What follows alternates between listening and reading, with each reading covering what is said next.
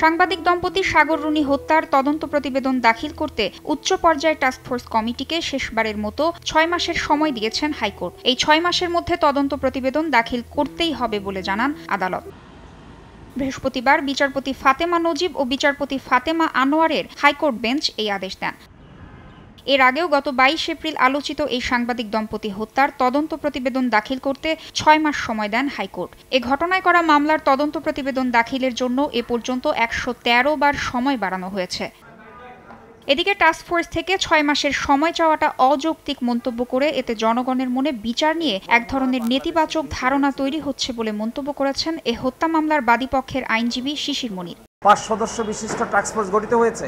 Task force এটাকে গুরুত্বপূর্ণভাবে আমলে নিবে, রিপোর্ট সাবমিট করবে, কিন্তু সেক্ষেত্রে ৬ মাস সময় ছাড়ার তো কোনো কারণ আমরা দেখি না। আমি মনে করি এই বিচারটা দীর্ঘসূত্রিতার কারণে দিন দিন অনিশ্চয়তার দিকে যাচ্ছে। আশা করব তারা গুরুত্বপূর্ণ মামলা মনে করে, জাতীয়ভাবে গুরুত্বপূর্ণ মনে করে দ্রুত সময়ের ভিতরে এর তদন্ত রিপোর্ট সাবমিট করবেন, যেন মামলাটা বিচারের পর্যায়ে যেতে পারে। তদন্তকারী সংস্থার পক্ষ থেকে বারবার সময় নেওয়া হতাশাজনক বলে মন্তব্য করেছেন মেহেরুন রুনির ভাই।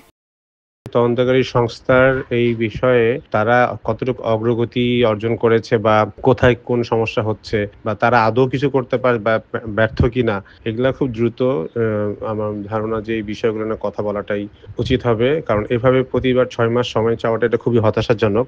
২০১২ সালের ১১ ফেব্রুয়ারি রাতে রাজধানীর পশ্চিম রাজাবাজারে সাংবাদিক দম্পতি মাছরাঙা টেলিভিশনের বার্তা সম্পাদক সাগর সারোয়ার এবং এটিএন বাংলার জ্যেষ্ঠ প্রতিবেদক মেহেরুন রুনি তাদের ভাড়া বাসায় নির্মমভাবে খুন হন। তাসনিয়া নিশাত, মিম, সময় সংবাদ, ঢাকা।